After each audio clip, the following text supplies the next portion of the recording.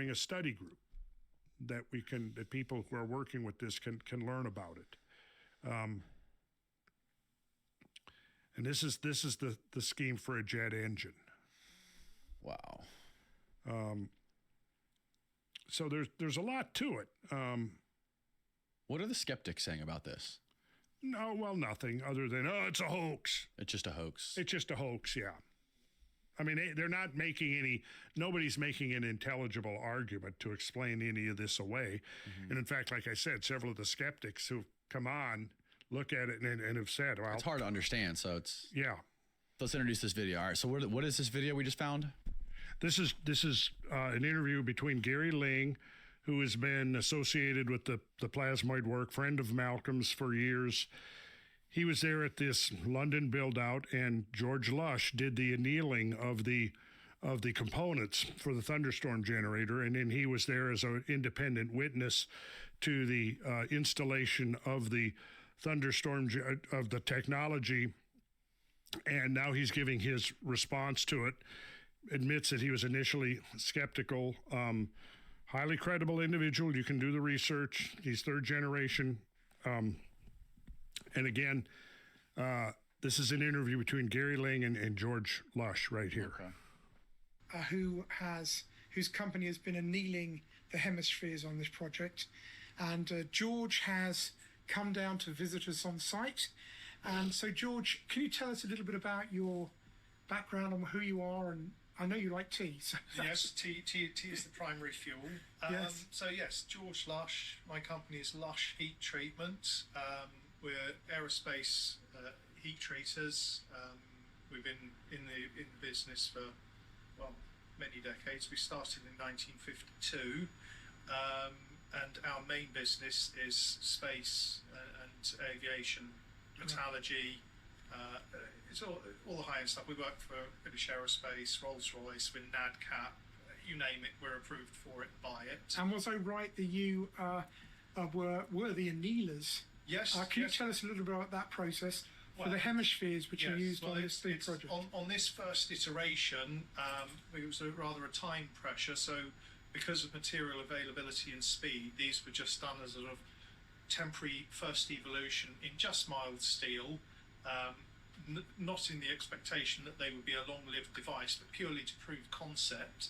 So we ran an anneal on the material so that it was homogeneous and uniform and would lend itself to further working, and then the welding and every other operation that's gone on. The degree to which everything about this is so madly counterintuitive, and again, being asked to come out and experiment with take part on the experiment on site today, and running the thermal camera and seeing it for myself, it just astonishing results, and the difference of 300 degrees on just a small copper pipe, and the bottom chamber isn't even a chamber, it's just an elbow on this tiny little facsimile of the proper system, and the elbow at the bottom is 330 degrees, and the outlet pipe beyond it 4-5 inches away, it's 30 degrees. Now, I can tell you from the conductivity, I'm no great physicist, the conductivity of copper, it's impossible to be 4 inches away with a flow going through from something that's 330 degrees, 4-5 inches away, it's 30 degrees. You can't just drop 300 degrees, not possible. But right. I've just seen it happening. Right, so that was today. on the 432, which is, as you say, we call the Chonda. Yes, and that's the smaller. Just down at the bottom of the device. Yes. And seeing the top of the small sphere at the top on this little test unit, and 330 odd degrees, 340 up there, but then within a few inches on the transfer pipe dropping down to 180 degrees thereabouts. Yes. There's no other way to explain it. The facts are there, the evidence is there, and I was panning the thermal camera up and down, quite convinced that I'm making a mistake here. I'm not hitting the right thing, but so many times up and down and up and down, and it was recording and showing the same thing. So hopefully when the film is examined and downloaded, it will give better data. Again, not the steadiest hand with a camera. Time it again, 300 plus degrees on the ball at the top, down in 170, 80, something like that, middle of the pipe, then the pipe at the bottom where it goes into the elbow, 300 odd degrees, and then on the outlet pipe to the exhaust, dropping down to about 170 odd degrees in 6 or 7 inches.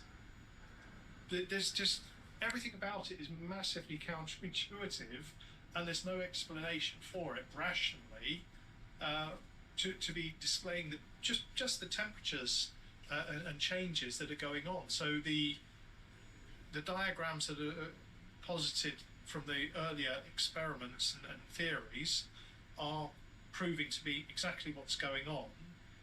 But there's a lot more to learn here in terms of the behaviour of everything.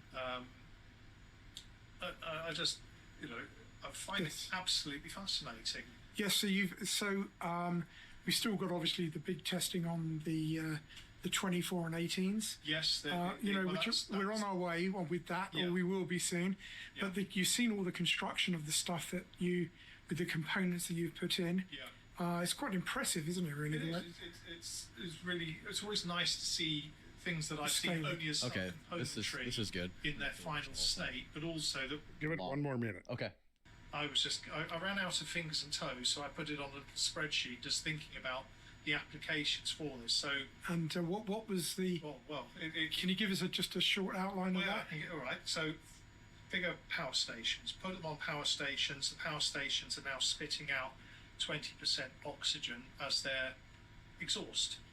Everyone's going to like that. The carbon dioxide and monoxide particulates from what we've seen so far on the sensors drops away to zero, or so near to zero that it's. Just to be clear, that's the sensors on the MSART technology as it's currently configured. Yes, that's particularly on the Chonda, which is a small one, but and it's making the point that even now, at just the first evolutions of this, that it's working so well that the MSARTs are just turning out 20 odd % oxygen as an exhaust gas, and you see it when they switch it off and it falls away, and then switch it on and it comes up. This thing's pumping out clean air. You could go into a Swiss mountain meadow.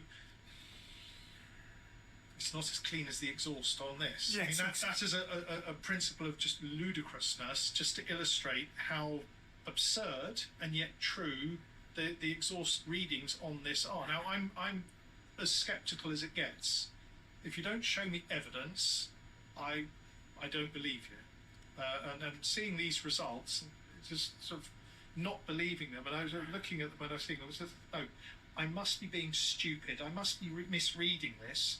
This thing's putting out 20% oxygen, whereas before on this reading, before it was turned on, it's nicely running engine. It's sort of 11-12% carbon dioxide, and an engine running quite well, but it's pumping out pollution. Well, that's what you're going to get. Yeah. Then you switch this thing in, 20% oxygen, negligible carbon dioxide and monoxide, and it's astonishing, but it's working. Yes. The evidence is there.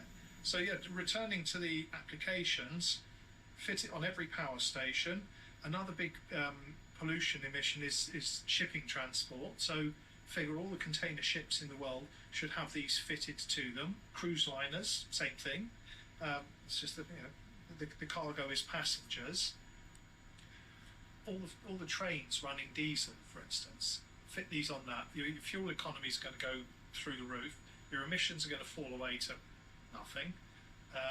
What else can we do? Oh, now the other one that I thought was interesting, and again, it's just a thought, but where the early evolution, where they played about with the Venturi just to see where in the pipe gives the sweet spot, they got cryogenic results. It was minus 50 or 60 or somewhere there.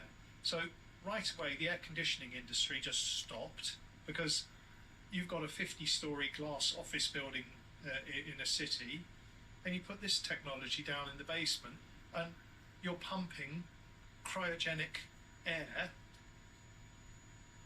straight out of it. So you've got no refrigerants, no CFCs, no pollutants. You're just creating cold air as a byproduct normally, or cooler. Wow. You can set this up to be pumping out cryogenic air, pump it around your 50-story building. So if you figure how much does it cost to run a 50-story New York City office building's air conditioning for a year, how much electricity does that consume with the attendant carbon and all the rest of it? Now here's another one. You fit this to every vehicle, it's on every truck, every bus. Here. You don't need a 22 kilo air conditioning pump under the bonnet of your car. Sure. Your car's running a tiny little plasmoid motor, as well as on the side, so you're using half as much fuel or whatever. You're getting all the power out of it. Your tailpipe emissions are 20% oxygen. You've got 1 million of these cars going around a city that's all smoggy and horrible.